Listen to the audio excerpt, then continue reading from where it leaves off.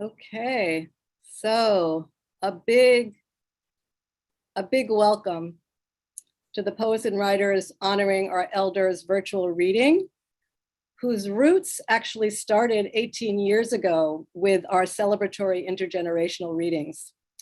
I am Bonnie Rose Marcus. I direct the Readings and Workshops program East and Writers Exchange at Poets and Writers, and I'm really happy to be here with program manager Ricardo Hernandez, who is like just making this whole thing happen through tech. And if you have any questions or concern, you can chat him. And also with our fabulous veteran, wonderful host, Regie Cabico, who I will introduce after I say a few things here. So I just wanted to, most of you know us, but I just wanted to talk a little bit about Poets and Writers and this program. Poets and Writers is one of the largest nonprofit literary organizations in this country, and it was founded in 1970, so we're in our 50s.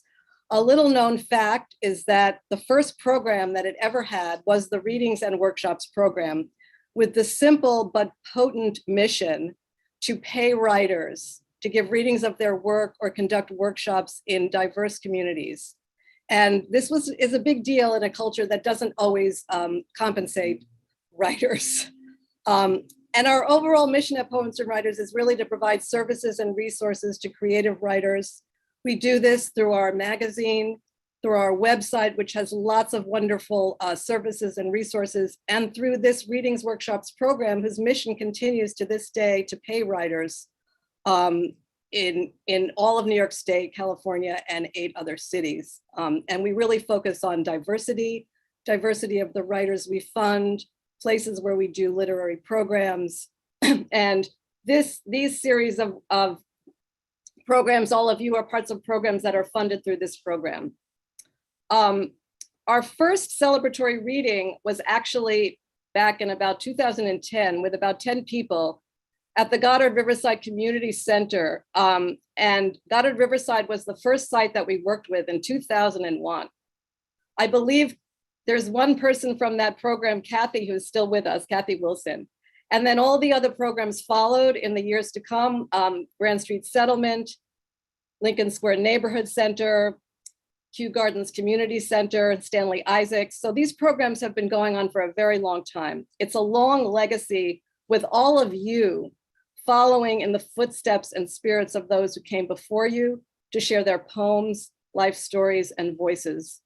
So I really want to honor all the elders who have moved through these programs, including you and those to come, and whose spirit carries us forward. Also, a big shout out and deep gratitude to the writer facilitators who are dedicated and have been working for many, many years, some of them, with these programs. So I'm just going to say your names is to honor you and give gratitude to Alina Alexander, Alana Bell, Marty Correa, Esther Weiner, and from afar, two that are not able to be here, Carmen Bardaquay Brown and Isa Ulan.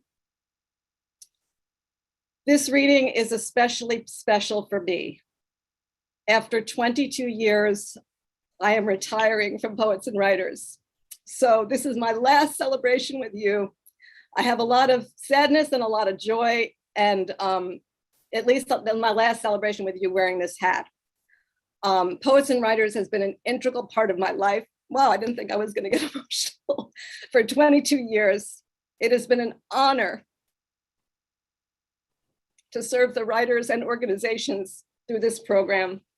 I'm truly proud of the work of my department and the multitude and diversity of writers and programs we've been able to support with communities including elders, youth. We've worked with incarcerated individuals, veterans, those surviving cancer and AIDS, Holocaust survivors, so many different diverse groups where we've been able to bring writers in to read their work or conduct workshops.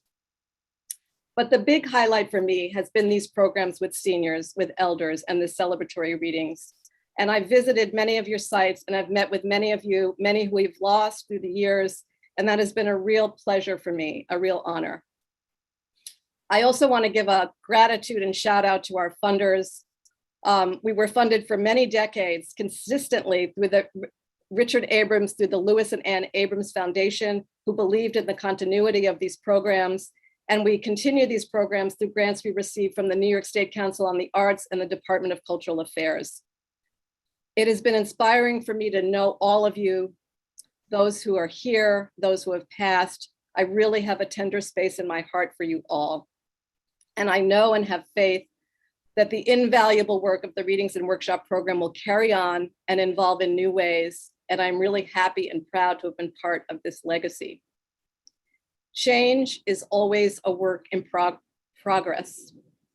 I am feeling obviously some sadness, some nostalgia, but I am also looking forward to pursuing my other work in the fields of chaplaincy and end-of-life care, and to work on my own poetry and a second book that is in progress. So I look forward to that. I will not be moving away. I am staying here in my dear borough of Brooklyn. Would be happy to hear from you. And I've asked Ricardo to put my personal email in the chat. Let me know how you are. Send me hellos. I'd be happy to hear from you. So thank you all for making these years of mine at Poets and Writers so worthwhile. I just felt I wanted to share this with you at this reading, my opportunity to share this news with you. But I also want to give a very big shout out to Ricardo Hernandez, who's been working with me these last 6 years and has been a wonderful support, has been great, is a gem. And I just so appreciate all the work that he's done in supporting and running this program. And now for the reading. Regie. Regie has been working with us for so many years. It's been a pleasure and an honor to work with you, Regie. It's been fun. It's been everything. Regie has served writers all over the world, and he very modestly gave me a very short bio. He's done a lot more, but he has received the Writers for Writers Award for his work teaching students at Bellevue Hospital. He's led workshops at the Whitney Museum, the Kennedy Center, and won the Nuyorican Poets Cafe Grand Slam, among many other things. Take it away, Regie. Yes, can we please give it up for the incredible Bonnie Rose Marcus. Bonnie Rose Marcus, you are such a treasure. Thank you for being there for over 2 decades, where I got my start teaching workshops. It was through you and your passion for bringing workshops to underserved communities where I received the biggest gift, working at Bellevue Hospital for almost a decade. And so I just want to thank you. And we've got some fabulous poets from Lincoln Square Neighborhood Center, from the Center for Black Literature at Medgar Evers College. We've got Stanley Isaacs Neighborhood Center, Goddard Riverside Community Center, Grand Street Settlement and Kew Gardens Community Center represented at this reading. This is a highlight of June. Besides rainbows and pride, this reading just lifts me up. These are unprecedented times. I thought I would read a short poem, and it will kick it off. So you don't have to unmute yourself, but repeat after me. Wheel of chakras. Thank you, Bonnie. My spine is an obsidian sphinx with no sense of humor. My pubic bone is a 24/7 casino slot machine. My ribs are marching bands of bottlenose dolphins blowing bazookas. My heart is a cinematic red carpet with thumbprint apricot cookies. My vocal cords are hydrangeas in full bloom. My intuition is a jack in the box with Jill tendencies. My crown is a little Filipino boy singing Tina Turner's Private Dancer while roller skating at Chuck E. Cheese. Thank you all so much. May your chakras be aligned. These are some unprecedented times. I have a saying, the world may not be sturdy, but poetry, prose, your words will lift us up. So it gives me great pleasure to introduce Ilana Bell, who's the incredible workshop facilitator over at Lincoln Square Neighborhood Center. Please snap it up for the one and only Ilana Bell. Oh, thank you so much, Regie, and thank you, Bonnie and Ricardo. But I just want to actually, before I introduce our readers, I want to just express gratitude to Bonnie for not just your service, but what you've done for me personally as a writer and as a facilitator, the incredible level of support and hands-on encouragement and love and showing up at all the readings. And I'm actually kind of like, I can't imagine doing this without you. So I, of course, wish you all the best and also feel the deep personal loss of not having you in this position. So I just want to thank you for all of your service. And I want to just say that this is, I believe, my 6th or 7th year at Lincoln Square Center. After the pandemic or during the pandemic, we moved to virtual, but I've had just an incredible time working with this group, which was meeting long before I joined them, under the leadership of Samantha Thornhill, Camila Aisha Moon, and other facilitators, I think Cheryl Boyce Taylor. So this group is a long going and strong group. And it's been such a pleasure to really, be a facilitator, but also be, in a way, I've learned as much as I've taught, I feel like. And this group has just really given me so much love and hope in these challenging times, just to see the way that they have chosen to take on difficult, challenging topics or support each other, both as writers and as community members. So it's been a deep honor, to be facilitating this group for this amount of time. And I feel very grateful and fortunate. And I am so excited. So you will hear, we just have 3 members of our group represented today. So you will hear from Victor Barranca, Irene Prieto Coogan, and Toby Levine in that order. So please give your sign language. I'm holding my phone, so I can't do both hands, but your sign language applause to welcome our first reader, Victor Barranca.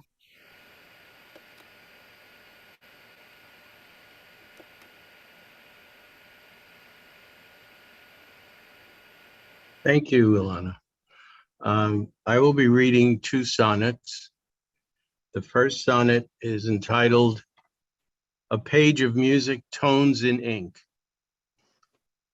Coronas cover everything we say, and halos illuminate the words we write. The feline words that stalked us yesterday are curled up sleeping and have lost their bite. But there are words so barbed they leave a scar, with saw-toothed edges that are merciless, sounds that signal threats and drums of war, stock syllables embroiling dire distress. So let us not percuss our battle noise or crash the cymbals of our baser modes, and understand a bludgeon word destroys, and thus the coarse abrasive phrase corrodes. We strive for harmony in verse and men, our violin the page, our bow the pen. And my second sonnet is entitled Cosmos. Moonlight hugs the building's silhouettes and darkens their facades within its glow, and swaddles me within our linen nest where we are safe beyond the urban flow. The silence of the night is blackened silk against the honeyed texture of your skin, and I am drugged with drinking starlight milk from galaxies beyond the silent din. I do not dream within this sweetened night. I only taste the darkness of a sigh and breathe the texture of the living light reflecting within your hazel eye. Revolving cosmically, we thus enhance each other's graceful planetary dance. Thank you.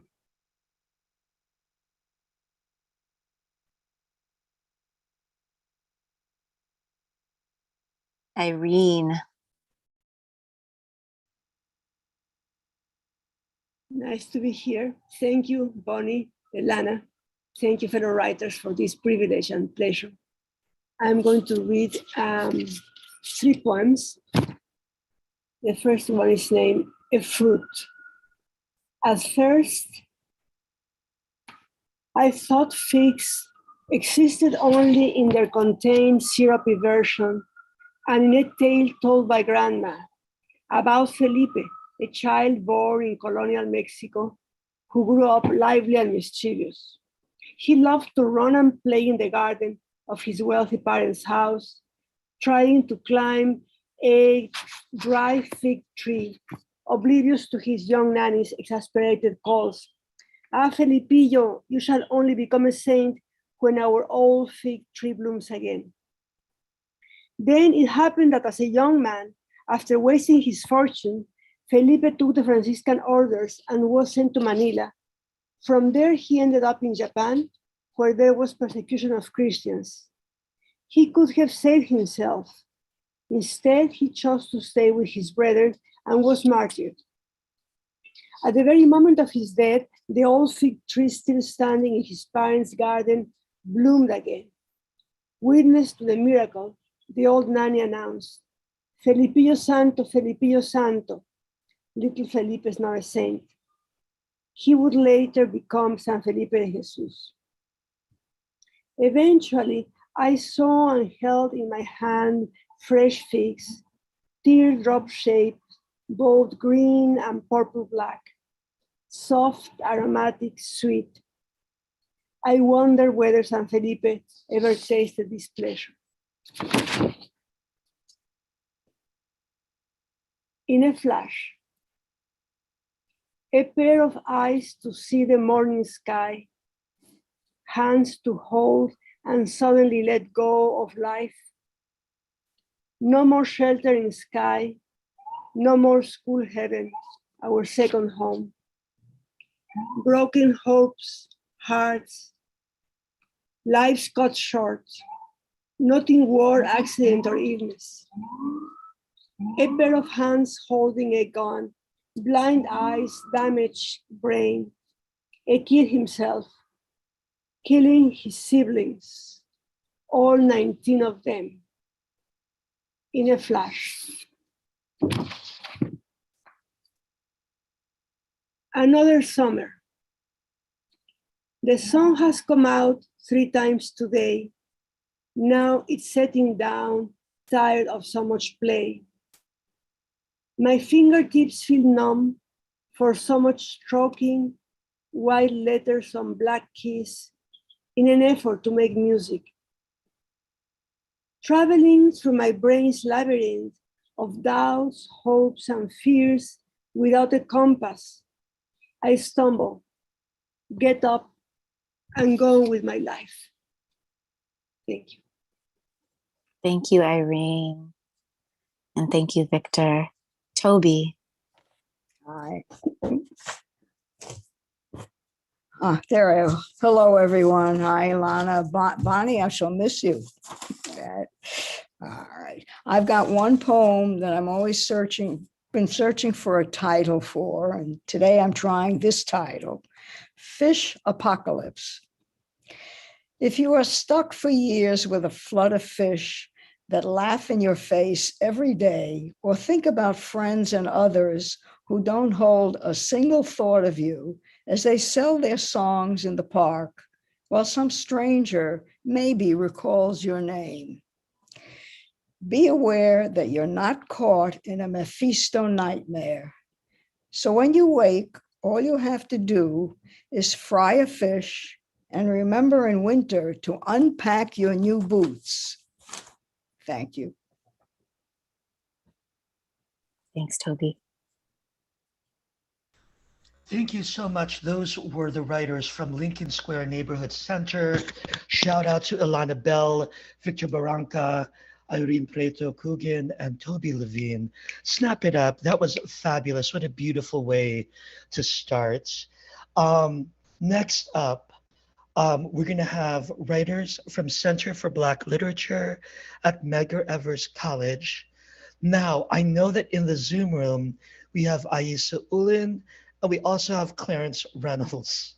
So I'm going to turn it over to Clarence Reynolds or Aisa Ulin to introduce our readers.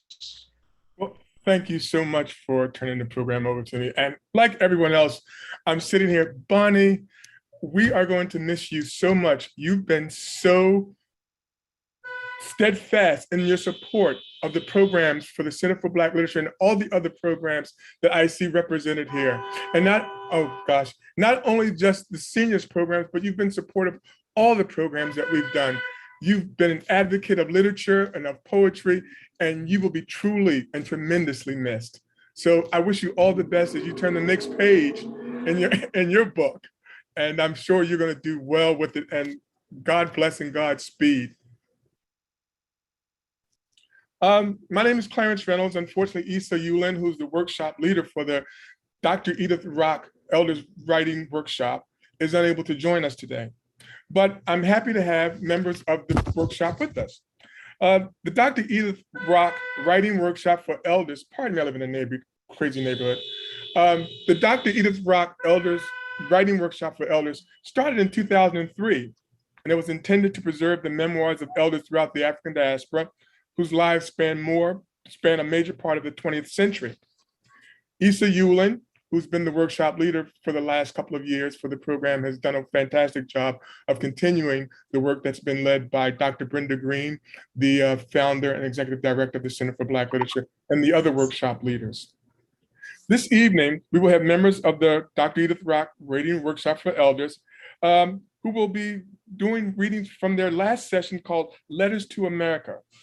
The senior writers of this workshop, who hail from around the country and throughout the Caribbean, have questions about the future of America, and they also have a vision as well.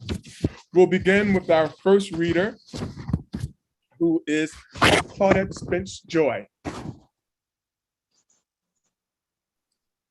Thank you, Brother Clarence, and thank everyone who's contributed to make this possible. Bonnie, I'm coming in the last leg of your journey with us, but thank you for all that you do. My name is Claudette Joy Spence, and I'm reading my letter to America. Greetings, America. I'm thankful for the journeys you've enabled me to travel throughout this land. You have introduced me to many brilliant minds, caring souls, and kind people, and some not so. I've grown into the person I am because of your influence, poured into foundational values and beliefs learned in the land of my birth, Jamaica. Lured to America, I enter this mosaic oblivious to the dynamics of the aftermath of slavery here and its lingering ritual submerged in people and systems that influence our daily lives. Ignorant of the numerous and significant accomplishments of Africans to the development of the US of A. Ignorant of the ill-willed myths that fuel the divide between the immigrant Caribbean African and the native African American. Myths, sadly, fed to peoples in all nations, resulting in many immigrants and US-born refusing to identify with African Americans and or work for justice. Who would have thought the Blacks you attracted to America for a better life would live in an environment with such malevolence to Black people? The insidious plan against Africans permeates and exudes like the creamy liquid of an infested wound that contaminate unsuspecting naives into dislike and hatred for African Americans. Yet, amidst these challenges, many of us are achievers.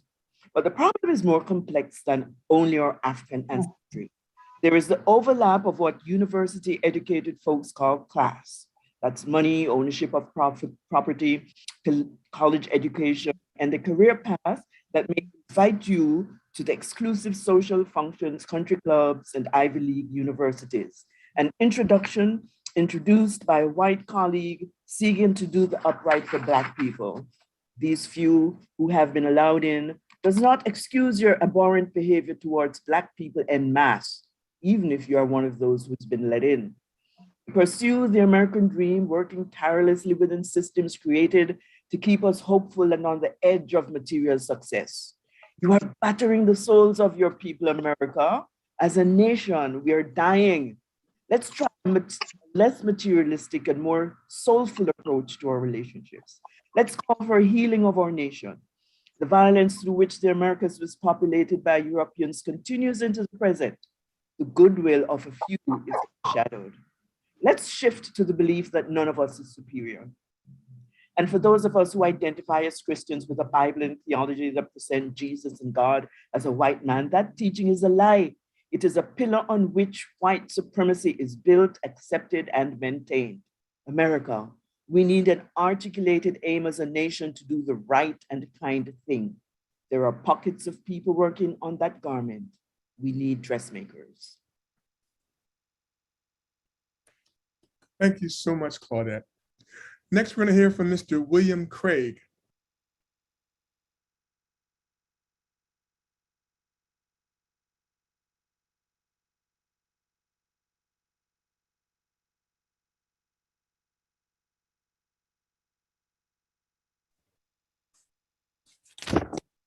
Afternoon, all. Bonnie, thank you. I know very little, but I've enjoyed poets and writers for the last several years, and I believe you've been a leading force in that pleasure. My piece, of course, is Letters to America. Dear America, it has been some time since I have attempted to reach you directly, almost a lifetime. You have grown since my knowledge of who you were and now who you are. It had to be my youthful ignorance then that allowed me only to see the extraordinary of you, as it denied me the reality of who you were. I was too young to understand why on my first trip with Dad to visit Grandma down south, we had to leave the train before it got into the station, which I could see. And now, over time, that gossamer of hope, long faded away, has revealed a brutal, stark reality of who you really are and have always been. You are a coin, and as with all coins, you have two sides. One side is that of reality. The other is illusion, hope. To deny who you are, especially as a Black person or one of color, puts at risk the gift of life, love, and its continuance given to us by the Most High. You have been and were always more than the dream, just unseen by those of us who lived in ideations of truth, justice, and brotherhood. The you of the reality side of the coin educated us from a book that you called the Bible. It was an interesting text that promised us everything we ever wanted. The most wanted, of course, freedom. Freedom from your horrendous, vile life of pain and abuse that you put upon us every day of our lives. That freedom is in that book would come to us as long as we subjugated ourselves and listened to you, the Master, and followed those words in that book of yours. Over time, you learned to say amen and hallelujah. You liked that. This was you, America, under your progeny you called American, that you fostered and gave birth to, who we came to know all too well. While we are no longer subject to the whip in the field, technology has placed into the hands of your progeny more immediate ways of subjugating, really just eliminating those of us who no longer listen, are problematic, or who just get in the way. To blame technology for the blatant use of the gun or the creative use of a knee or clubs or ropes, the past control, to affect the past control would be, in truth, short-sighted. What has not changed is your need and or desire to employ them. That need in your heart, America, and in the heart of your progeny, American, is the elephant in the room that you have refused to acknowledge, name, or identify. Given all of this and your obvious reticence, America, the coming days and years for us, Black, brown, and of color, appear dim. Is there hope? Yes, but not the hope that came out of Pandora's box of evils, the other kind. I do believe in miracles. It'd be the miracle of realization where we finally and firmly understand with no doubt the need and importance of preparation, arming ourselves through education, love of God's gifts, and each other. You, America, have created and promoted this culture of impunity. Take heed, America. In this being, I, Black, brown, and of color, promise that this will no longer be as we look and move forward. Blessings to you and yours, America, your favorite son. Thank you. Thank you, William. The next reader is Mr. Elder Flournoy.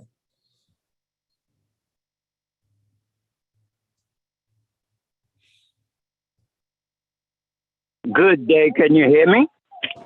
Yes. Okay. Thank you very much. Glad to be a part of this gathering. I'm Elder Flournoy. My piece is a letter to America. Dear America, all crimes and crime scenes are not treated the same. Aftermath of the Civil War, 1865. Former colored Union soldiers' gains were clawed back. The Tilden Hayes Compromise removed Southern troop protection. This betrayal put the KKK in play. It also demolished Reconstruction. Lincoln freed the slaves? Okay. But Lincoln said arming 130,000 strong colored troops was the only chance the Union had to win the Civil War. 9/11, 2001, New York City, the Twin Towers were knocked down. Loss of many lives, crime, and crime scenes not treated as such.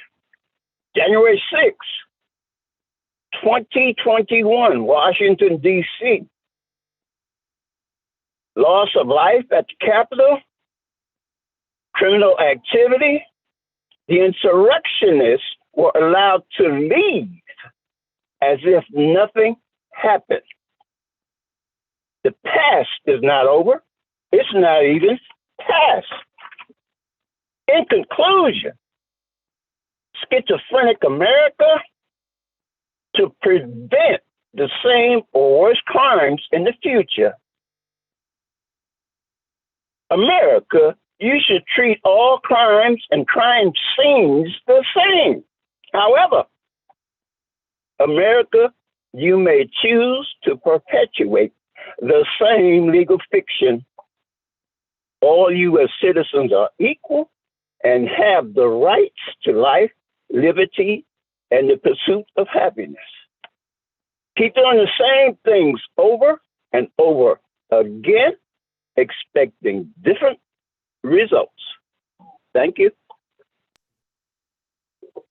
Thank you very much, Elder Flournoy. Our next reader is Miss Iban Edelona. Welcome, Iban.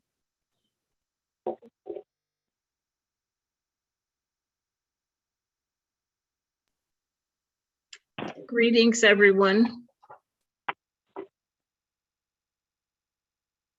Greetings, everyone. My name is Abun Adelona, and I will be reading a poem called Oh, America. Oh, America, I'm asking, what is it you want to be? You have people from many lands in search of thee. You have immigrants at your borderland yearning to be true to thee. Oh, America, I'm calling. What is the promise that you offer me? Equality, prosperity, justice, and freedom to be all that I can be? Oh, America, I'm asking, what is it that you want to be? A land for those of lighter hue and those who are wealthy? Oh, America, I'm calling. How do I survive disparity? Can I and my prodigy live here and be free? Oh, America, I'm asking, will you change for me? In 15 generations, for 15 generations, we were enslaved by you, from the rivers to the sea, yet all our descendants' estates are empty. America, I'm calling for the best there is in thee, for all happiness, life, and liberty. Oh, America, I'm weeping for Black lives lost that were beautiful to me. We have fought and died on foreign land, but when we return, you don't take our hand. Oh, America, my heart is wounded.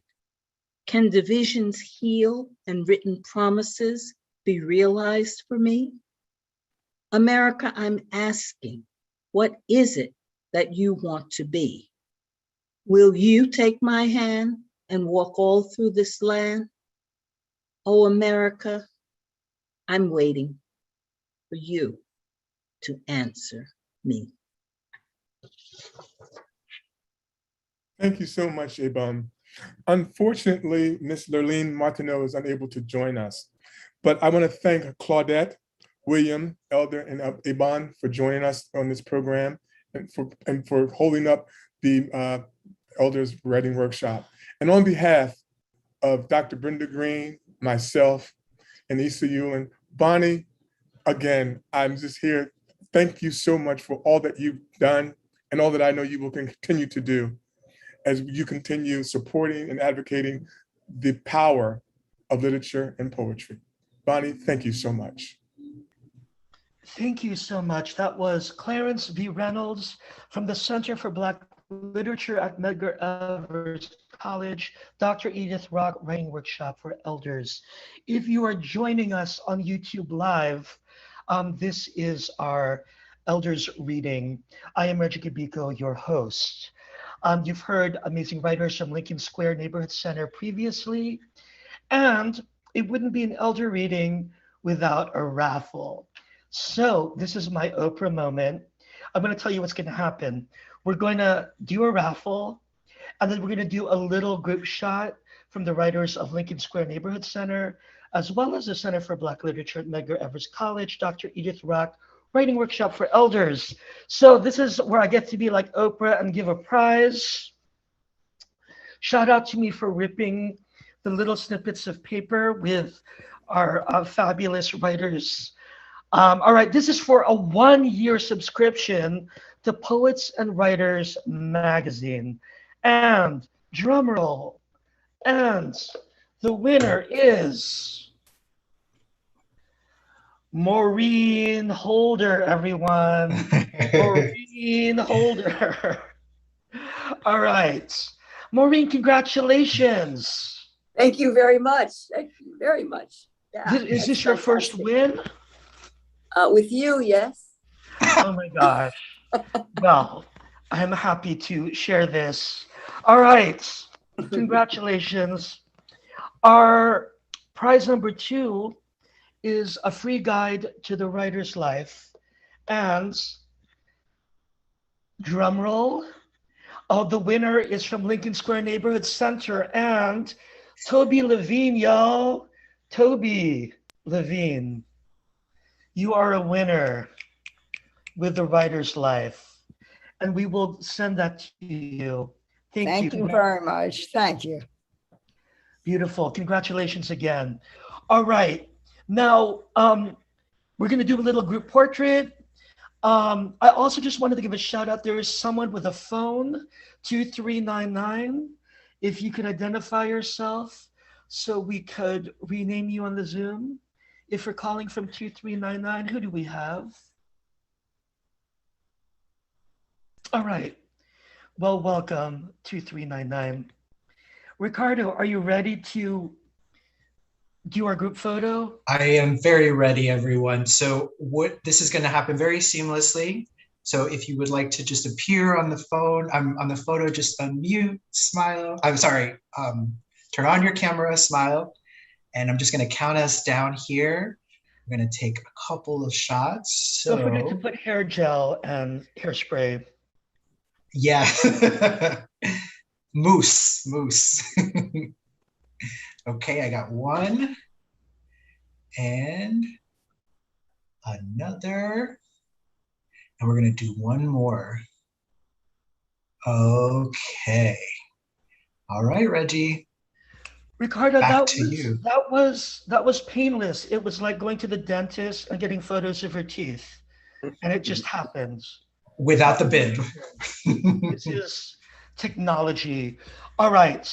Next up, we're going to hear from writers from Stanley Isaacs Neighborhood Center, followed by Goddard Riverside Community Center. So without any further ado, I'm going to turn it over. I believe Asta Weiner is here. And Stanley Isaacs Neighborhood Center. Yes. Let's snap it up for incredible writers. Thank you, Regie. I'm just hiding behind the photo, but I am really here because the camera is elsewhere. Anyway, I want to tell you that I've said a lot already to Bonnie and written a lot, and I just wanted to publicly reiterate a little bit is that I think she's incomparable And I don't expect to ever stop missing her, ever. So that's what I want to say. I am Esther Weiner, and I have taught this workshop since 2007. Yikes. And one member of our class, Florence Schoen, who couldn't be here today, has actually been with us since our very first class. She is, in fact, 92 and kicking. So we applaud her. I'm going to tell you about our readers today and maybe mention one or two other absent friends. I want to see if Blas has arrived. Blas, are you here? Are you hiding somewhere? I guess not. All right. So I'm going to proceed. Our first reader is Jane Gleiberman. Florence's family is actually, Jane is a part of Florence's family, and Jane is our newest, most excellent addition, and she's going to be our first reader today. She normally troops into Manhattan from deep Brooklyn to be with us, so I'm sure she's happy to do a Zoom every once in a while. Blas was going to be our second reader, Blasipol. He is our lyrical, romantic, and wonderfully imagistic writer in English and Spanish. Mm-hmm.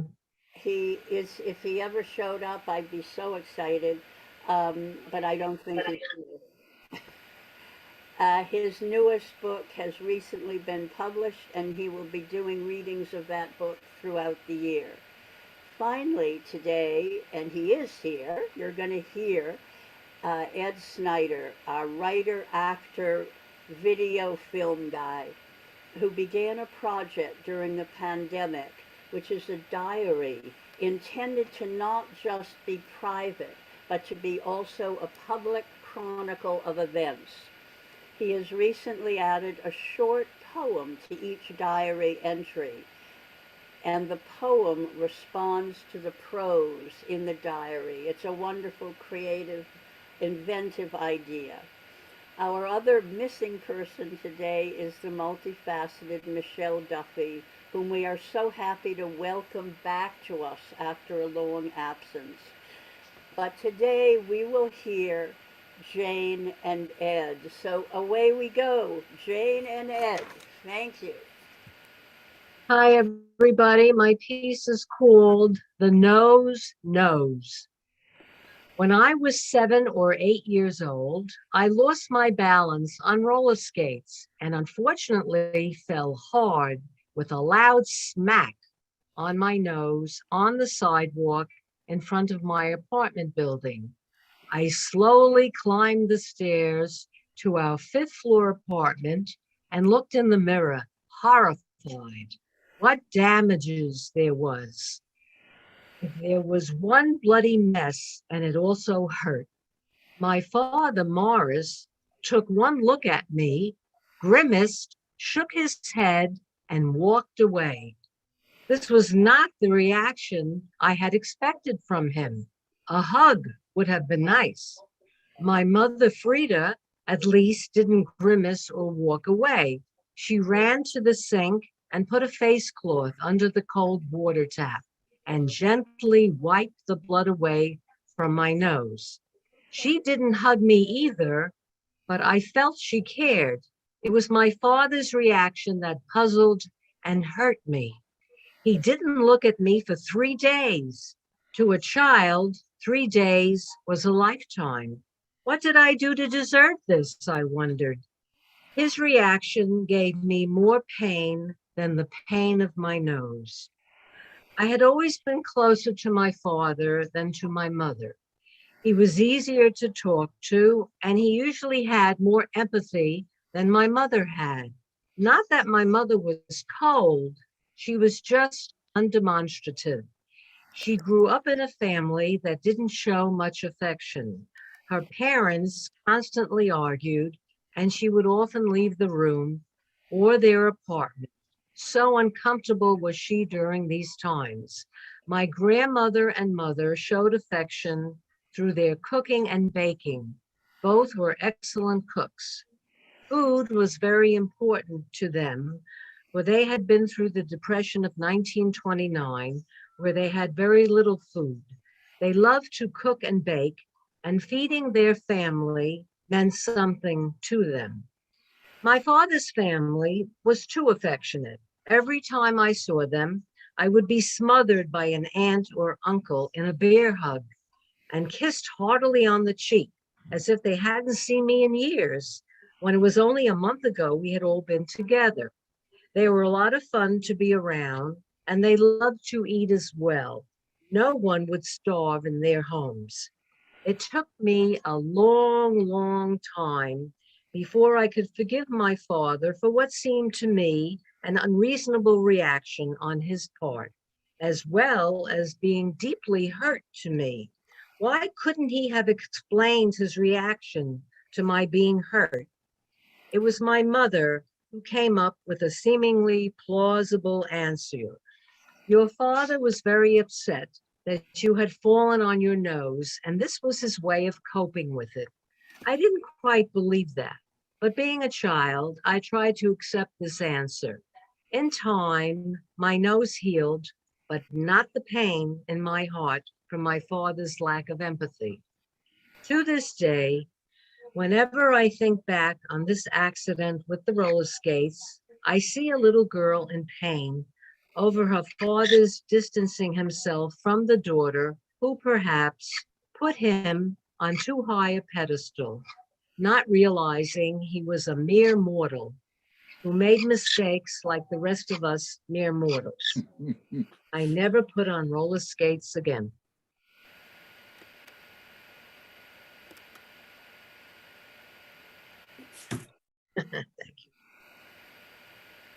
Ed, you're up.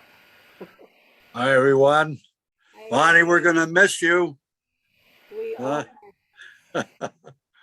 So here we go. Ed's op-ed. Entry May 19, 2022, Thursday. It's past 3 a.m. and I've just helped Linda to bed. Seems like the experience of the off-Broadway show Into the Woods is just that we were just in are distant memories. The problems of the real world have mockingly returned, and I'm having a harder time dealing with them. The physical and mental challenges of both being Linda's husband and caregiver are intensifying with the reality of advancing age. How will Linda and I face the inevitable shift from independent to more assisted living? I have Linda right here, by the way, out of the frame. I've asked God this question, and the answer given was reach out for help. Makes a lot of sense. Now the poem, simply ask. Pride is a mask. It's hard to see. Just need to ask and be set free. Thank you.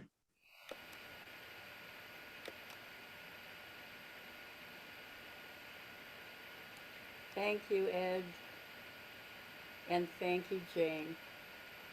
And let's give it up for the fabulous writers from Stanley Isaacs Neighborhood Center. Thank you, Esther Weiner and Jane Gleiberman and Ed Snyder, and our beautiful parrot. Very nice. Thank you, Jane. Rusty, we want to give a shout out to Rusty. Thank you very much. Rusty has given Jane. And I'm sure you probably read the writing. Is Rusty your first editor? Yes, he is, and he's very critical also. Thank you. Without any further ado, we're gonna welcome Goddard Riverside Community Center. And I want to give a shout out to Alina Alexander, who, like Bonnie Rose Marcus, has been there for my very, very first journey as a writer over at the New Rican Poets Cafe Days. And it is a joy to see you in Zoomland. I'm going to turn it over to the incomparable Elena Alexander. Thanks, Reggie. Thank you, thank you. Okay, I've been scribbling like mad here. Okay, I am Alina Alexander. I always forget to say this. First, our thanks, as always, to poets and writers, to the funders and staff. I want to single out Bonnie Rose Marcus for her unswerving support of our workshop, as well as her compassion and goodwill. Bonnie is as fine a human as she is a poet. And speaking for the group, if they will permit me, it's been an honor having her presence with us, both metaphorically and for real in the room over the years. We wish her the best, an understatement, and congratulate the new head of Poets and Writers, Readings and Workshops. Do I even have to say what giant shoes those are to fill? Really, Bonnie, with my whole heart to yours, sweetie pie, all love. And now I have the enormous pleasure of introducing the participants in our workshop, my beloved crew of wonderful writers. I'll say their names and they will reintroduce themselves as each one reads. There is something that follows this, so just hold on a sec. Cheryl Eiton, Walter Grutchfield, Leonel Hamanaka, Suzanne Pavel, Maureen Allen Holder, Raffle winner, and Kathy Wilson. To almost wrap this up, my thanks to my dear Regie Cabico, and I want to add this as a final thought, which I believe everyone here knows, as we all know who it will hurt the most, but it bears repeating. Women's rights are human rights here in the US and all over the world. Okay, Cheryl, go to.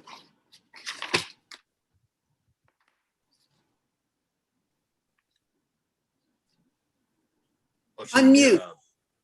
Cheryl, unmute. Thank you. Sorry. Happens all the time. Excuse me, please. I believe I was here first. Sophia had been in line for at least an hour.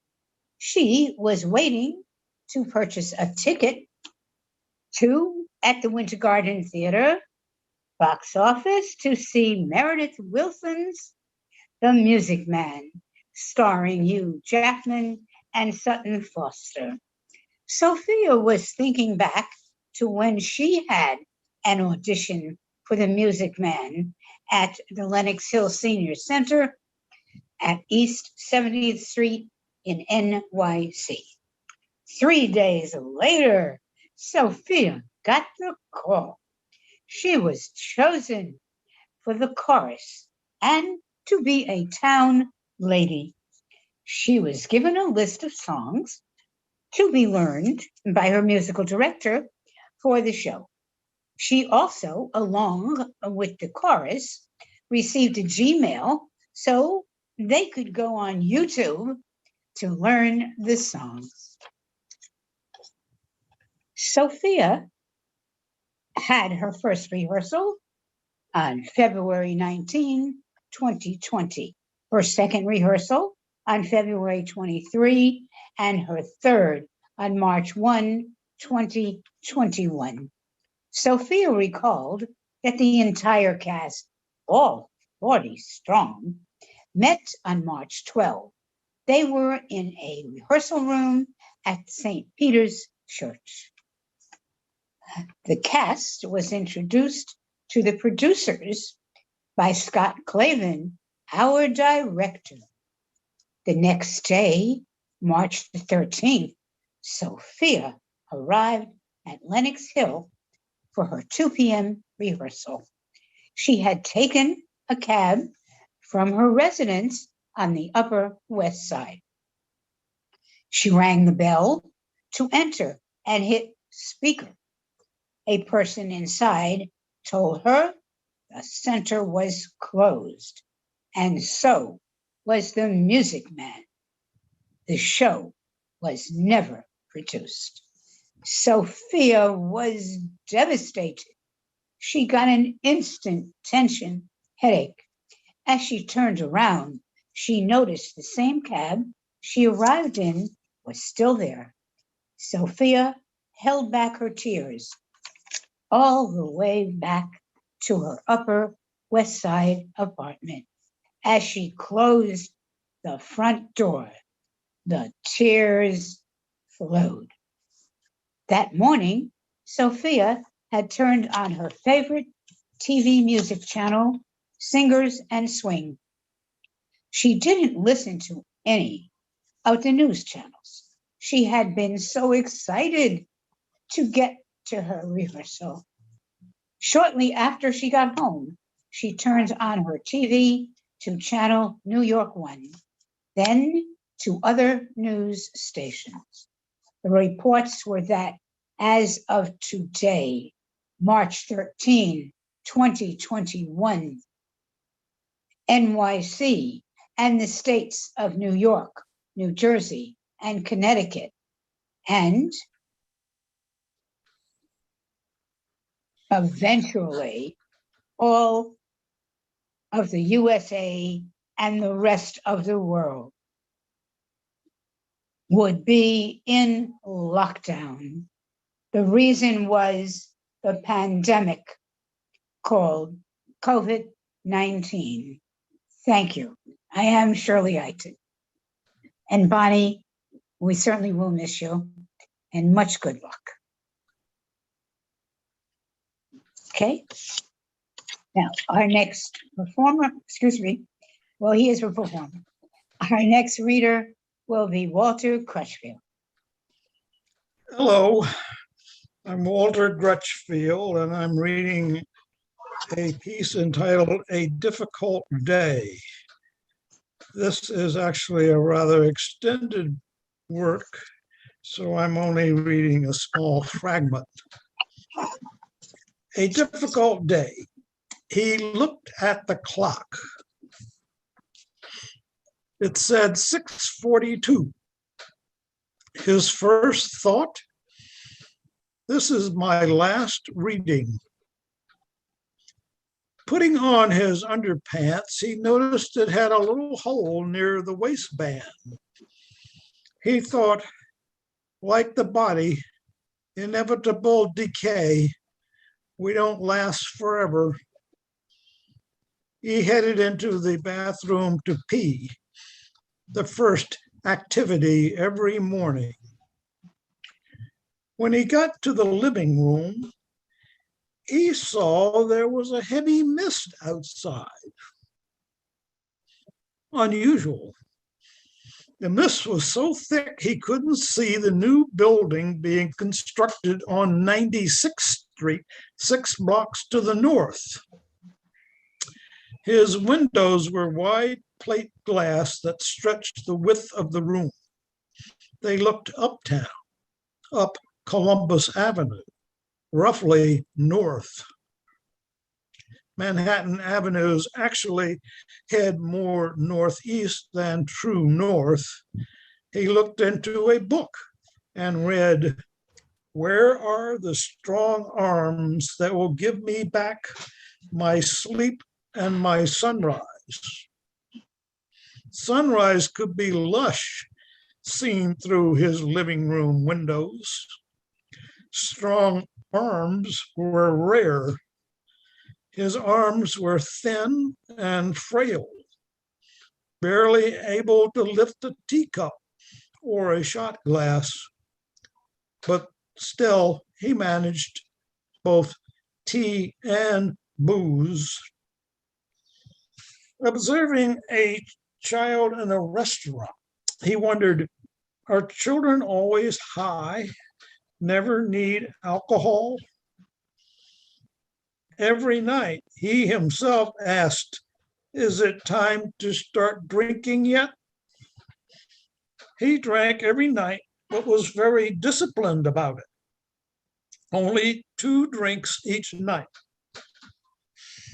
Started only at 9 o'clock and had his second not before 10:30. Although once in a great while, he had a 3-dog night. This term, 3-dog night, refers to the weather. On a particularly cold night, you sleep with 3 dogs instead of the usual 2. He used the term to refer to the rare occasions when he had a 3rd drink instead of his usual 2. He has no connection with the poems as our fathers conceived of them. That's enough for now. Our next reader is Leonel. Take it away, Leonel.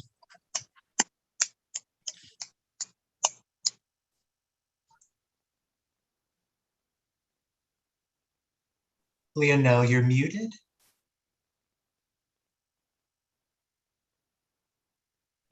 Hi, my name is Leonel Hamanaka, and I'm reading from a play I wrote about stopping anti-Asian hate crimes. It's in 2 parts, and part 2 is online now, but a speech from it is by the character Kathy.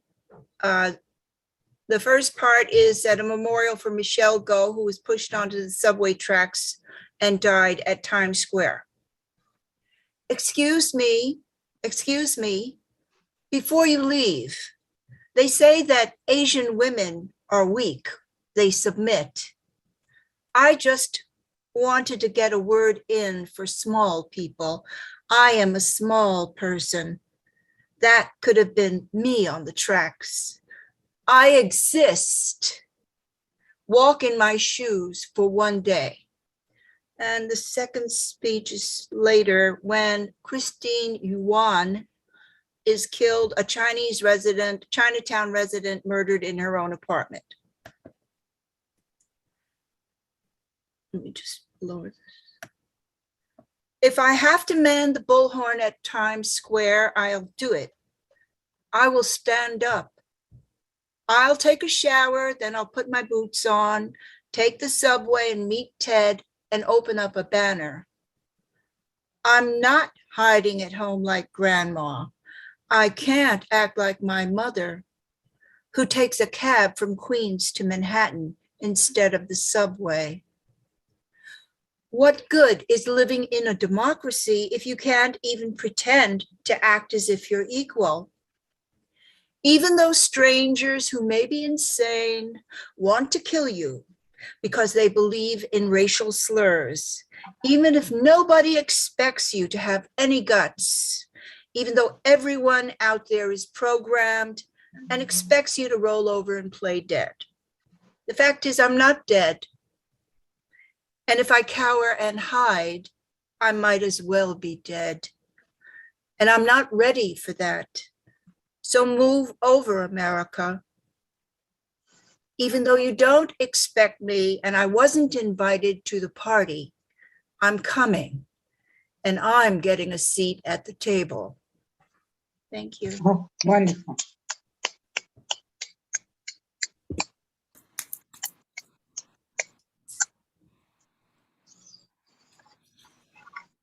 And this is Suzanne Pavel. Hi, everybody. I'm Suzanne Pavel, and I'm reading a poem titled In Martha's Yard. In Martha's yard, content with Katie dog, gray, whiskered chin, resting on big paws, Lucinda sits opposite the sure-footed border collie retired from goading goats. Irises bloom and nubile shoots poke through earth, releasing ozone, adding to the fresh scent of crimson azalea bushes ablaze against a sturdy, burnt orange fence. From time to time, Katie dog opens a dimmed eye to see this visitor's felt presence. Lucinda sends air smooches in her direction. Katie Dog's ears perk up, and simultaneously Lucinda embraces the anchoring distant whistle of a train bound for Vancouver, a sound that courses its way through childhood to this new place. Thank you, and I'm going to turn the camera over to our next writer, Maureen Holder. Yes, good afternoon. The piece I'm going to read is called Pleats and Beyond. Uniforms. I like uniforms. The first uniforms I became acquainted with were police uniforms. All my father's brothers wore them. As a 5-year-old, I thought uniformed people looked grown up. They were neat and orderly. They knew where they were going, what they had to do, and didn't get lost. Mostly, I concluded, they had friends and companions that were like them. They didn't have to worry about being alone or lonely, or think about what they should wear. With those views in mind, Catholic school was meant for me. In 1940, at 6, I was happy to don my St. Augustine Grammar School uniform. In my 1st to 4th grades, I wore a blue pleated pinafore. The white Peter Pan collar blouse worn underneath my pinafore had cuffed short sleeves. Its 2-inch waistband held the pinafore's pleated skirt in place. Standing in one spot, I could twirl my hips and watch my skirt's pleats bellow and whirl around me. Either blue knee socks or white ankle socks were worn inside my Oxford shoes. To keep warm in winter, we wore snow pants. It was a tricky business stuffing my pleated skirt into my snow pants without messing up my uniform's pleats. However, I wasn't so fastidious when my mother each morning teaspooned cod liver oil, a nasty tasting, fishy smelling liquid, into my mouth, which she claimed would save us from rickets. Hoping to mitigate the awful taste of the cod liver oil, I hurriedly swallowed orange juice while my mother poured the vile substance on my tongue. Consequently, the dreaded liquid dribbled out the corners of my mouth, drooled down my chin, and plopped on my pinafore's bib. With the daily dose of cod liver oil, the bib became stiff with the smell of dead fish.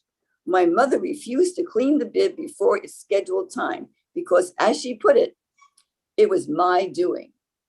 The pinafore was replaced in the 5th grade with a blue pleated skirt, and thankfully, the revolting cod liver oil liquid was replaced with a pill.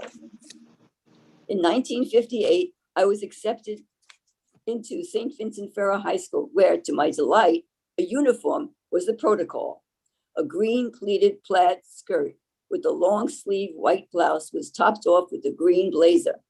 Wearing my easily identifiable school uniform went well until the spring of my junior year, when 3 fellow students and I were summarily expelled from St. Vincent Ferrer for releasing a science project of 4 live white mice from their cage during rush hour on the Brighton Beach Express into Manhattan. Fortunately, in August, our parents pleaded our case before a new principal, successfully gaining our readmittance on the condition we wouldn't pull any further shenanigans, but I digress. 6 years later, I joined British Overseas Airways. After 9 years of working in various capacities within reservations, I transferred there to their 5th Avenue ticket office, where I happily was back in uniform, albeit pleats were out. Along with my colleagues, I wore a smart, no-nonsense blue pinstripe suit in winter and a light, airy, pragmatic, bordering on frumpy red, white, and blue dress in summer. In 1987, I moved to British Airways Customer Relations Department, never to wear the great equalizer, a uniform again.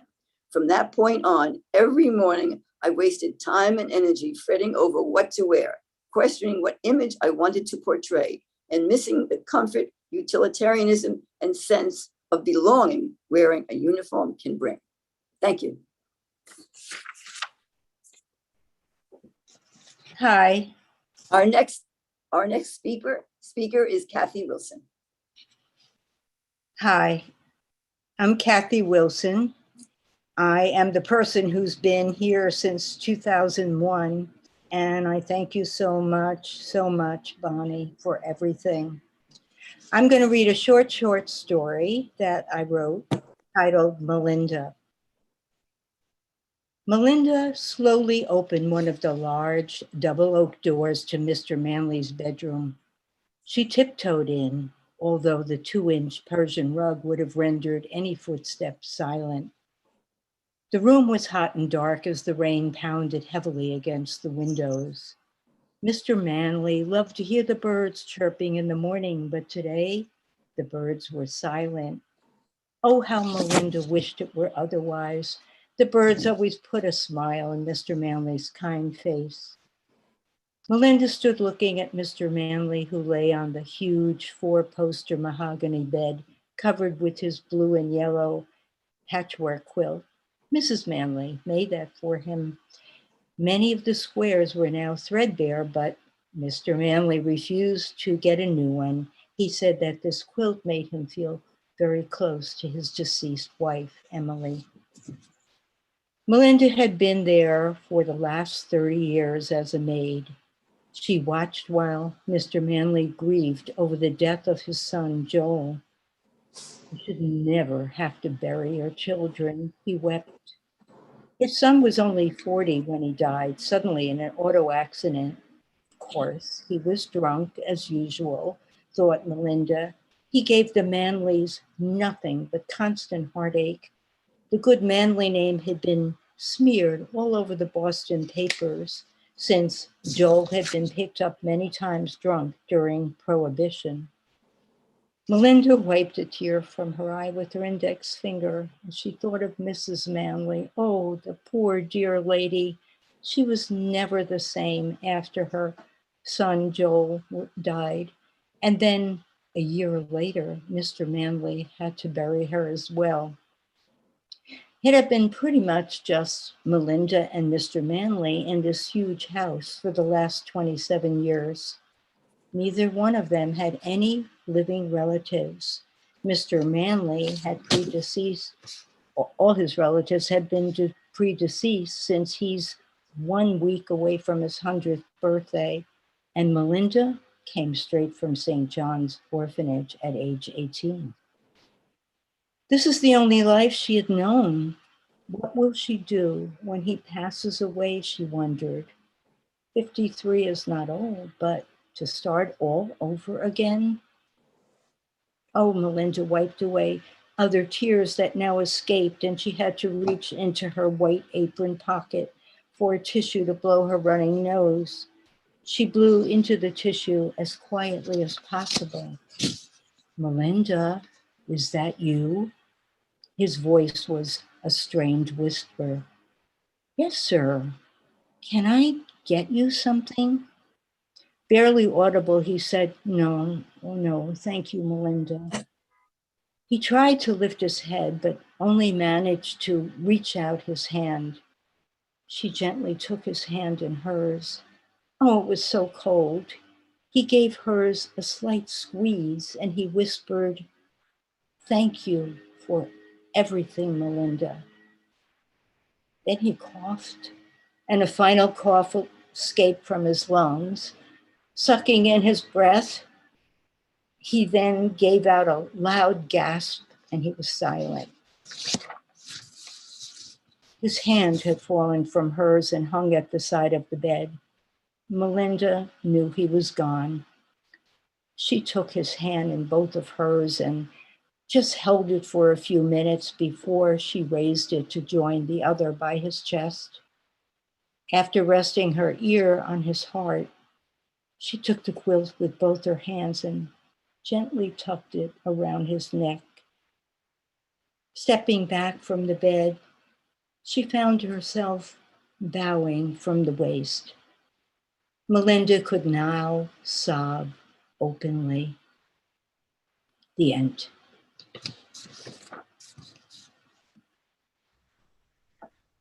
If you just joined us, you're hearing the fabulous writers from Goddard Riverside Community Center. If you are just joining us, this is our Honoring Our Elders reading, sponsored by poets and writers. I am Regie Cabico, your MC. So we're going to do a little photo. I know that there is a raffle, but I've decided that we'll save the raffle to the end. We still have Kew Gardens Community Center and a shout out to Grand Street Settlement. I'm going to turn it over to Ricardo to do some magic with photos. By the way, I'm looking at the chat on the YouTube Live. Bonnie Schneider says, "Great job, Mom, Shirley Eiton." So Bonnie is sending you love. Shout out to Kate Conroy, who is emoji all over with applause. So we want to thank you out if you're watching on Virtual Land. Ricardo, take it away for this next shot. Hey everyone, thank you so much, Regie. So we're gonna try to cover our bases and get really great photos of everyone. So, turn on your camera, give a big smile. I'm taking a couple of photos right now as we're speaking. I also just want to echo what Clarence wrote in our chat and add that there have been really wonderful deliveries of poems and dialogues and prose, and it's a pleasure to hear you all and your work. So we're going to take one more, and then I'm going to hand this back to Regie. Ready, everyone? Going to say cheese. There we go. Okay. Terrific. Excellent. So we've got Grand Street Settlement, a shout out, and we're gonna close the reading with the fabulous writers from Kew Gardens Community Center. I wanted to do a shout out because I think Doris Estevez, who is the Assistant Director of OAC at Grand Street Settlement, was here. So shout out to Doris Estevez. I don't see Doris, but we wanna shout you out. And then I think we have one of the participants who's in the audience, Fran. Just thank you for coming. And I don't know if she's still here, but she was here before. Thank you I'm for still coming. here. Oh, wonderful. Wonderful. I am enjoying it all very, very much. So thank you to everybody. Wonderful.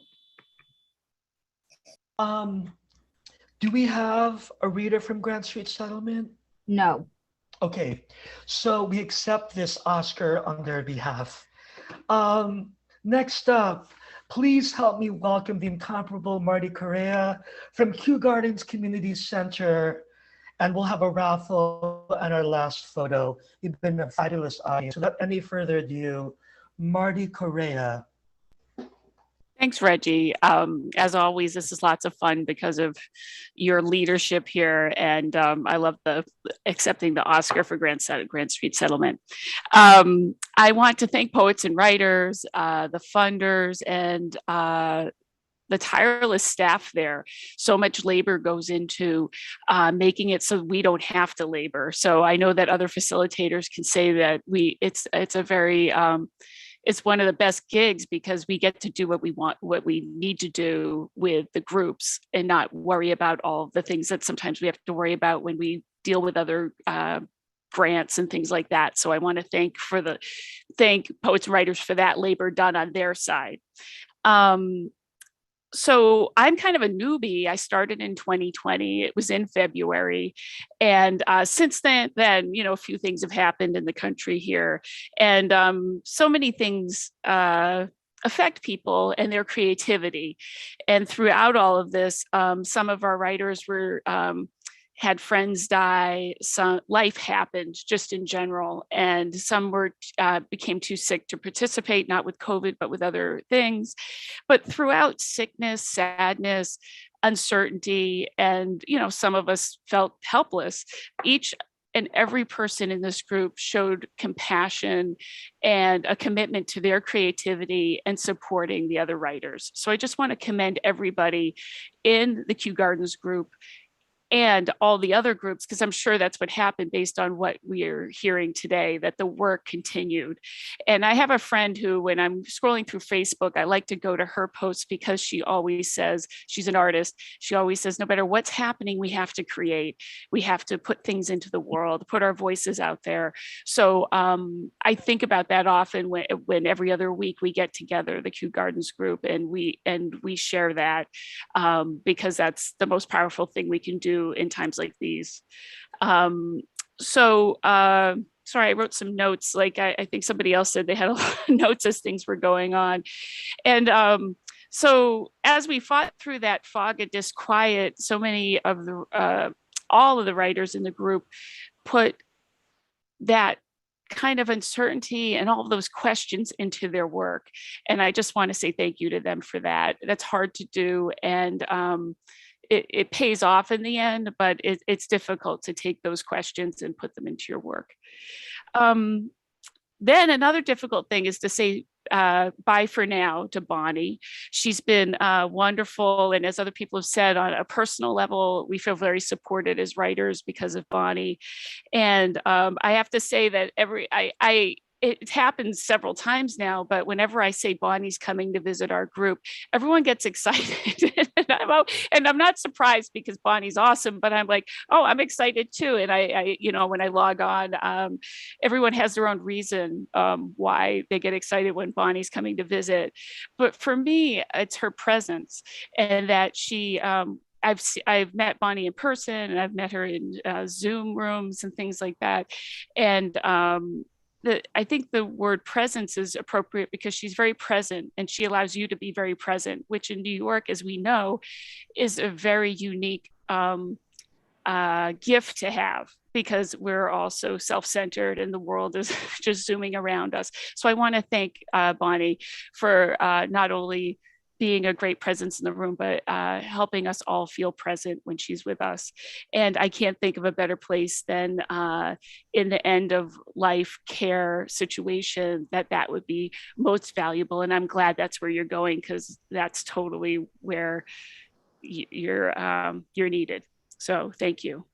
So as we head into the summer, I hope for our group and everybody in this room that we create new work. And you're about to hear the unique and talented writers who have so much more to write, and will write a lot more over the summer, so that we can get together in the fall with new work. So we have a larger group, but today we have 4 core members, and we're going to start with Rosita Marquez.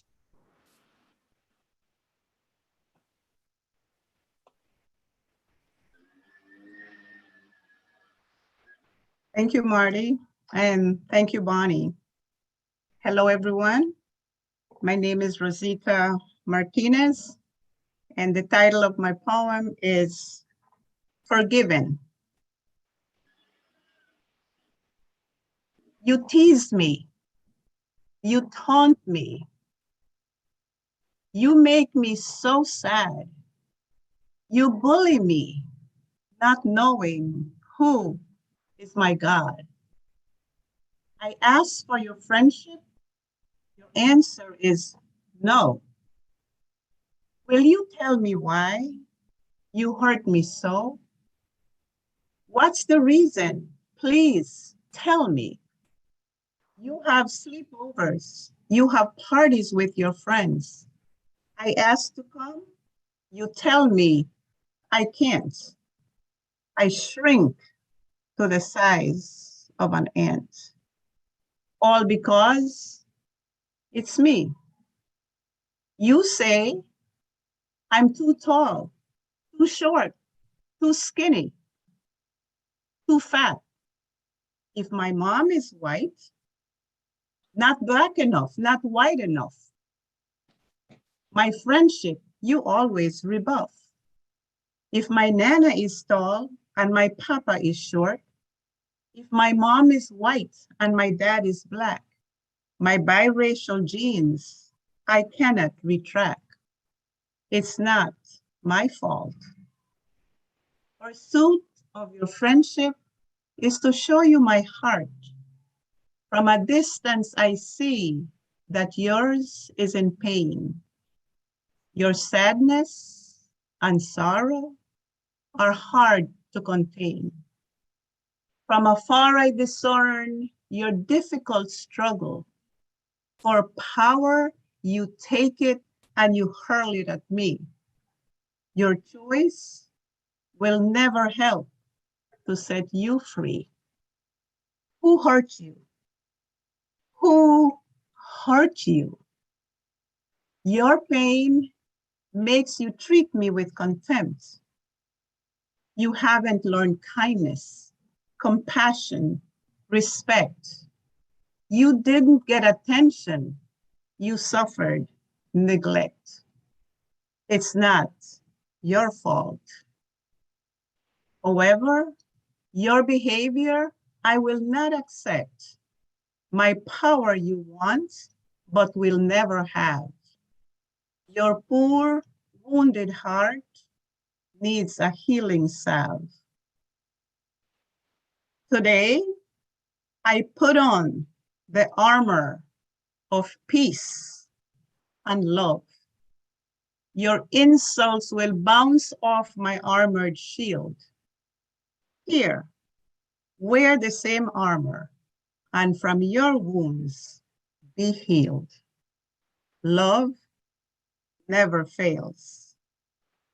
In my armor, I will confidently stand to end the circle of pain I am driven. Come, stand with me, pardoned, absolved, forgiven. Thank you, everyone. Thank you. That was Rosita Marquez. Thanks, Rosita. Next up is Al Zeiger. Hi, I just want to thank everyone for this opportunity. It really means a lot to me to be with a group such as this. My short story name is Chewing Gum. In 1946, we moved from a displacement camp in Bavaria to a small town nearby. I was 8 years old and had just come out with my parents from Russia, where we survived the war. Being the only Jewish boy in a German town, I had to make friends with the local children my age, who, after their initial shock, I had no horns, or whatever they were told by the Nazis, accepted me once they realized I was as much like them as not. We played in the streets, and on occasion, American troops, or Amis, as we call them, passed by in their trucks or staff cars. As they did, they always threw candies and chocolates at us. Since my family and the other DPs were given ample food by the Americans, I always stood aside more so from embarrassment than charity, and let the German children get the goodies for themselves, though I really wanted them as much as they, since candies were not issued to us so readily. Though I stood on the side, I still hoped some of that stuff would be thrown my way. One late afternoon, many Amis cars had passed, but I still had nothing to show for it. Then, just as I was about to give up and go home in frustration, another car passed by, a big black sedan. Again, the Amis threw a batch of goodies out the car window, and all the kids scrambled for it, including me this time. Throwing my embarrassment to the wind, but to no avail, I came up empty-handed. Apparently, a passenger in the back seat saw my disappointment. It was a woman soldier, a WAC. She beckoned me to the side of the car and handed me personally a pack of Wrigley's chewing gum. And to this day, I still remember the green package with the mint leaf. This was a treasure beyond belief. Gum was the nadir of prizes. I was the very envy of the group, as we all seen the Amis chew their gum. It was what America was all about. I ran home proudly to show this great prize to my mother. As it happened, we had company, and my mother unceremoniously took my prize and divided it up among everyone there, with me receiving only half a stick. My heart plunged with disappointment. We lived there for another few years, waiting for our immigration papers to arrive, so I had more opportunities to await the Army's generosity. But whenever they passed and threw some gift which I caught, I always ate or chewed them well before I came home. Thank you. Great. Thanks, Al. Next up is Rosa Hall, and I think Rosa's coming to us through a telephone line. So you'll just be hearing her voice.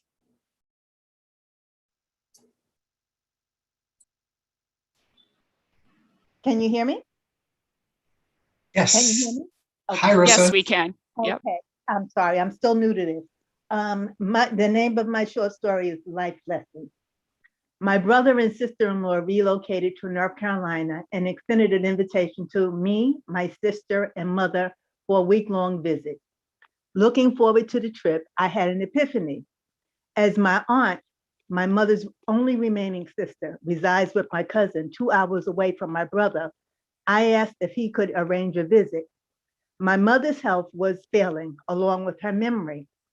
I had the premonition this would be the last time she would be able to travel. My brother agreed, and with a phone call, the trip was confirmed. I should mention my aunt's health was simultaneously declining. Her memory was also severely compromised, but she was ambulatory, had all her other faculties, and could hold a conversation on an elementary level. The two sisters had not seen one another in a number of years. We, the family, were waiting with bated breath, anticipating their reaction once seeing one another again. Upon our arrival, my mother greeted us at the door. Initially taken aback, she addressed my mother with the question, "Who are you?" To which my mother answered gruffly, "You know who I am." I knew it was going to be a good day as the stars seemed to be aligned. My mother's memory recall was working, or so it seemed. My cousin prepared lunch for us, unaware we were trying to watch our weight. The table was filled with foods that promoted high blood pressure, high cholesterol, and enough sugar to induce a diabetic coma.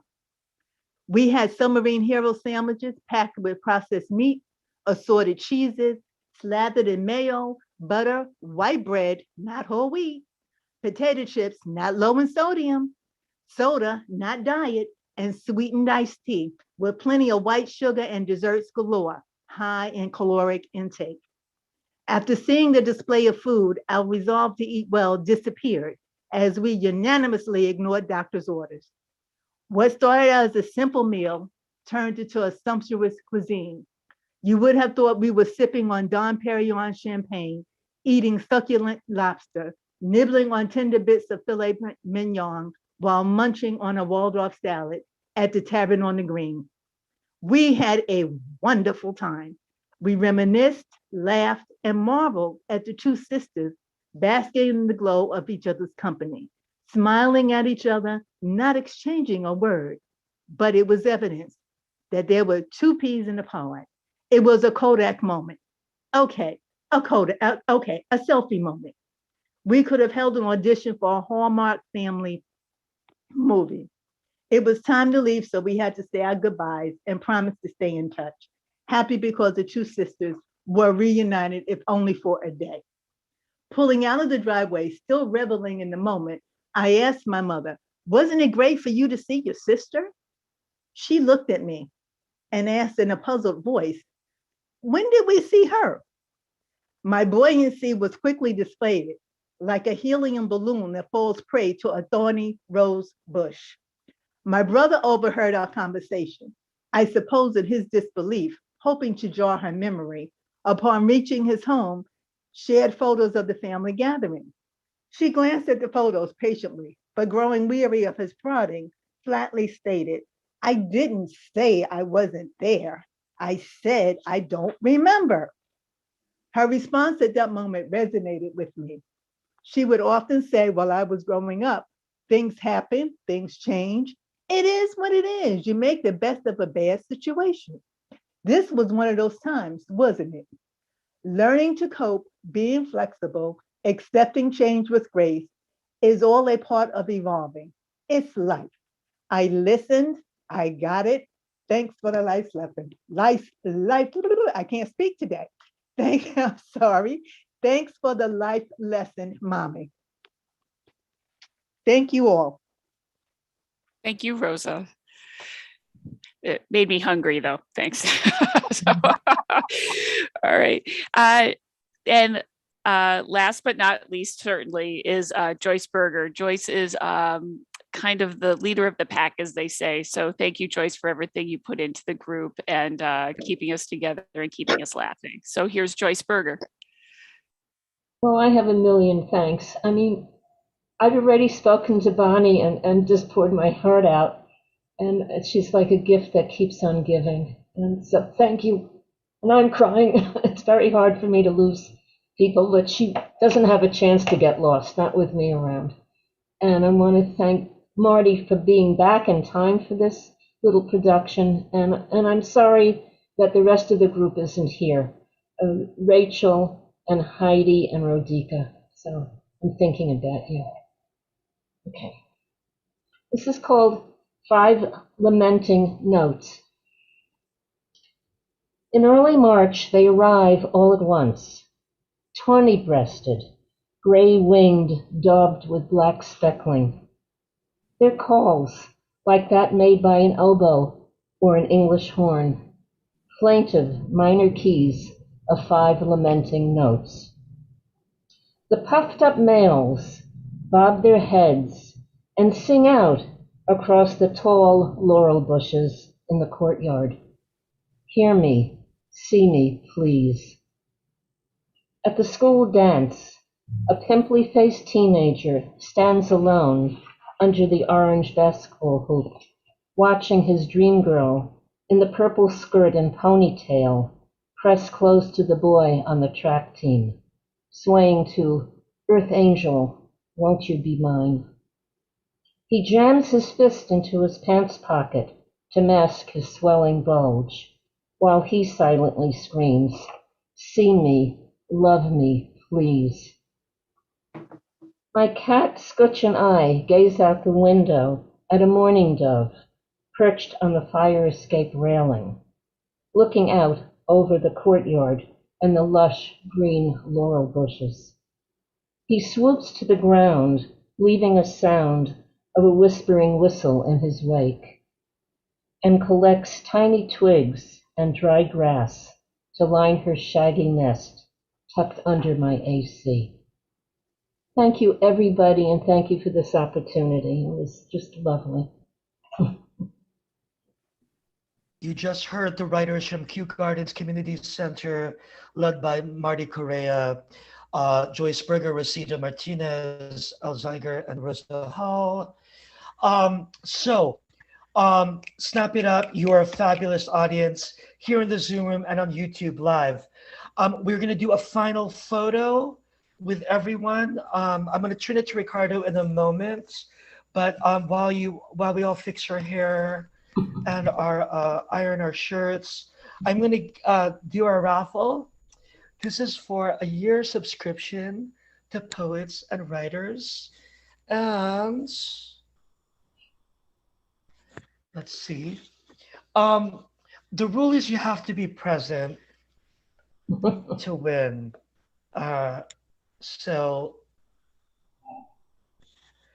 let's give it up for Jane Gleiberman, everyone. Jane Gleiberman, you are the winner. Oh, thank you so much. So you get some Poets and Writers issues. Nice. May this be a blessing to your writing. All right. Thank you. And the last prize, Oh a copy of the Writer's Life Guides. And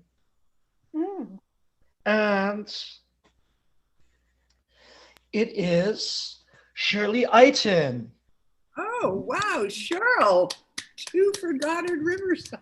Wow. It is the Goddard Day. We're going to take a photo. I want to say that Most of you are Zoom experts. When we did this 2 years ago, I remember Ilana Bell, Bonnie had to hold a phone of Ilana speaking into the computer. It was like surreal technology happening. It is a joy to hear such tremendous work during probably one of the most unprecedented, difficult, confusing times. And I think it's the job of the writers to report on and to share that we can get through this word by word through metaphor with your grace and with your empathy. So Ricardo, let's do a photo. Oh, I've been taking some very discreetly, as you guys, very candid smiles I captured. I think you'll be very pleased. So we got some candidates. So we're going to be posed. So you might want to get in. If you want to lean in, I'm going to do a couple more pose, but we got a couple already. You all looked excellent. Thank you, Regie.